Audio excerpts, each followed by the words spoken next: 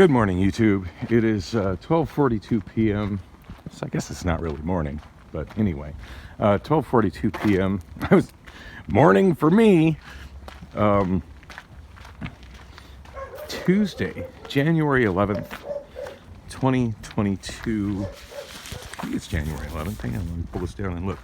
Yes, Tuesday, January 11th, 2022. And my apologies for the shaky vertical video. I'm finally taking that Kelsey Ballerini album to the post office. So yay, there it is.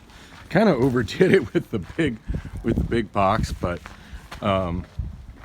usually what I do with my records is I just take I've used up all my old record mailers quite some time ago, and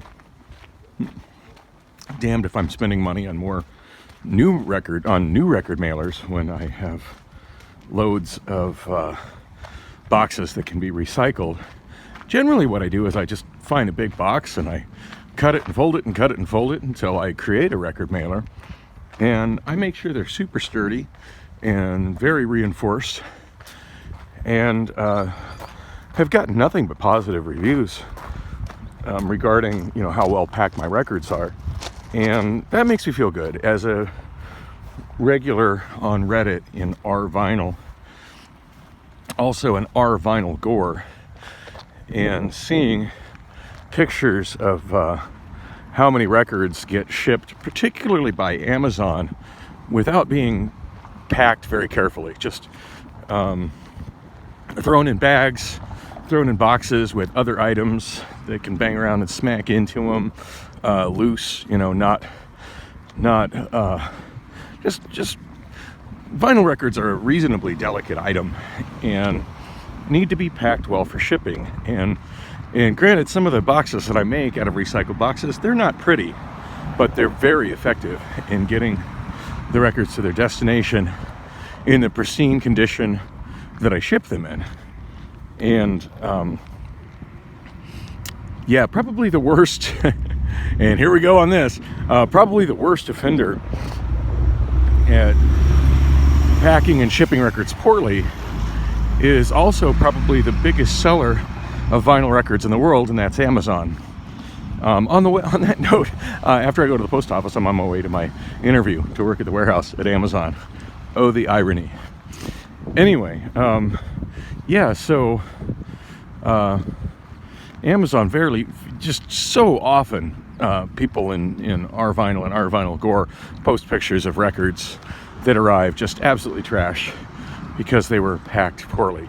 So granted, I don't sell a lot of records, especially not lately, but I've been selling records online for over 20 years and take great pride in packing them well. And this one here, I kind of overdid it. And normally, I take boxes and then I cut them down and into the shape, the shape and size to pack the record. This one here actually would be a perfect box for sending somebody probably 20 records, but I'm only shipping one. And I thought about, busting out the box cutter and cutting it down.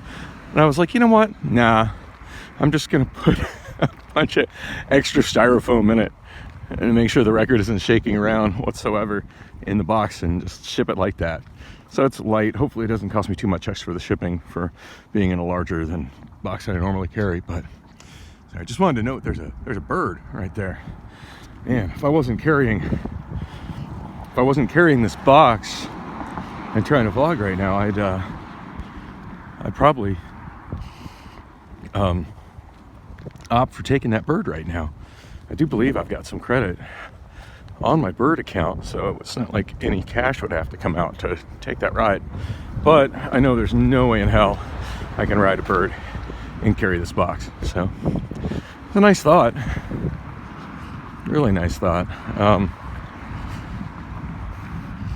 And I tell you, when I worked as a juicer for lime, and which I did for about 2 years, and granted it's been about 2 years since that, so it's kind of weird to wrap my head around the fact that I still yearn nostalgically for the time I spent as a juicer for lime. And I'm at the point now where it's been longer that I haven't been a juicer than the time I spent juicing. But it's still such a major part of my life. It's something I really miss doing. What's up? Just walking to the post office. Yeah, it's beautiful out today.